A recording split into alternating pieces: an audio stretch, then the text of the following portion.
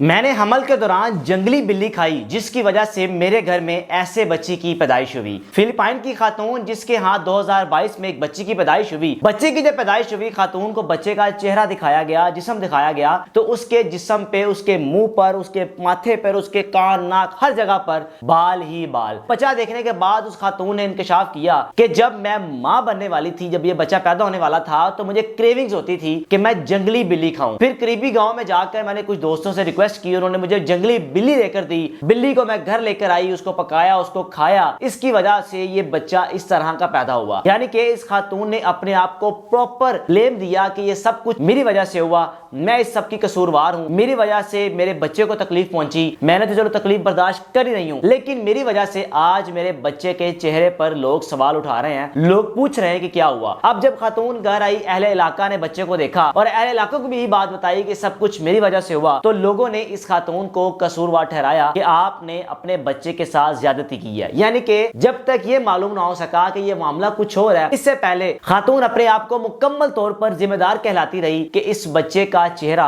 इस तरह है जैसे इसके चेहरे पर सनबर्न हुआ हो, लेकिन ऐसा नहीं है। उस बच्चे के जिस्म पे, उसके सीने पे, उसकी कमर पे, उसके चेहरे पे, माथे पे, हर जगह बाल ही बाल है। अब उस खातून ने कोशिश भी की कि इन बालों को रिमूव करूं, लेकिन आगाज में जब कोशिश की तो यकीन जानिए कि वक्त के साथ साथ वो बाल मजीद बढ़ना शुरू हो गए। अब मजीद जब थोड़ा सा वक्त गुजरा, तकरीबन 1 साल बाद, खातून के रिश्तेदारों ने कहा कि आप इस बच्चे को डॉक्टर्स को दिखाएं, इसका हो सकता है कोई मेडिकल इलाज हो, या ऐसे कैसे मुमकिन है, क्योंकि ये चीज एक बड़ी खौफनाक है और जब बच्चे ने जब बड़े होना है, स्कूल जाना है, तो लोगों का क्या रिएक्शन होगा। खातून ने जब हॉस्पिटल का रुख किया, डॉक्टर से मालूमात ली, तो डॉक्टर ने बताया कि इसमें आपका कोई कसूर नहीं है। ये तकरीबन 1 बिलियन में से कोई एक बच्चा ऐसा पैदा होता है जैसा बच्चा आपका है। अब इस बच्चे को जो बीमारी उन्होंने बताई वो बड़ी खतरनाक थी। अब उसका हल भी बताया, लेकिन गारंटी नहीं दी कि जो हल मैं बता रहा हूं इससे इस बच्चे के तमाम जिस्म के बाल, जो गैर जरूरी बाल हैं, वो खत्म हो जाएंगे। अब जब डॉक्टर ने पूछा कि आपने बिल्ली कौन सी खाई, तो खातून कहने लगी कि करीबी गांव से मैंने ब्लैक फिलाइन, यानी कि ब्लैक फिलाइन एक नस्ल है, उस नस्ल की मैंने बिल्ली खाई। उन्होंने कहा ऐसा कुछ भी नहीं है, ये आपका सरासर वहम है, हम आपको बताते हैं कि आपके इस बच्चे को मसला है क्या। अब बताया गया कि एक मेडिकल कंडीशन है, उसकी टर्म है, उसमें वेयरवुल्फ सिंड्रोम,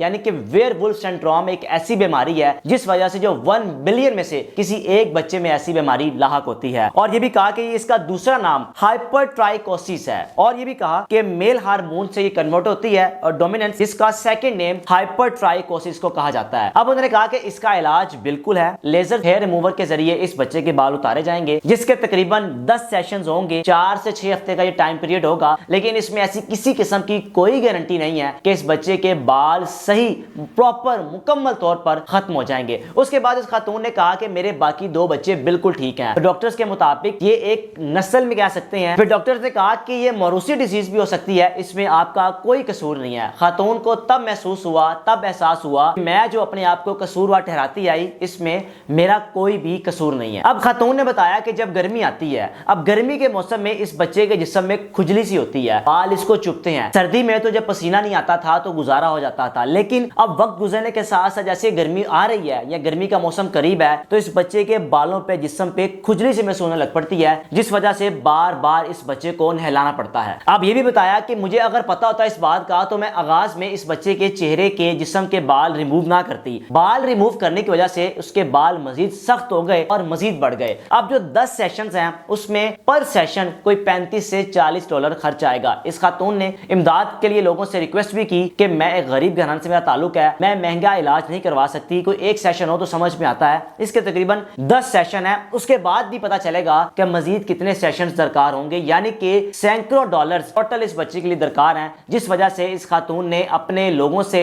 अपनी कंट्री के लोगों से, अपने करीबी लोगों से इमदाद के लिए अपील की कि मुझे इमदाद करें ताकि मैं इस बच्चे का इलाज करवा सकूं, ताकि मुस्तकबिल में यह बच्चा महसूस ना कर सके, या बड़ा होकर जैसे मजीद बड़ा होगा, स्कूलिंग लाइफ स्टार्ट होगी, तो इस बच्चे की जिंदगी मजीद खतरे में होगी। वो अपने आप को खतरे में महसूस करेगा जब लोग इसको देखकर एक कपकपाहट सी महसूस करेंगे, क्योंकि एक खौफनाक सा, एक अजीबुल खलकत नुमा एक बच्चे का जिस्म है, उसका चेहरा है, जिसको देखकर वाकई में अगर देखा जाए तो खौफ सा आता है, लेकिन ऐसा कुछ भी नहीं है। ये एक बीमारी है जो 1 बिलियन बच्चों में से किसी एक बच्चे में होती है।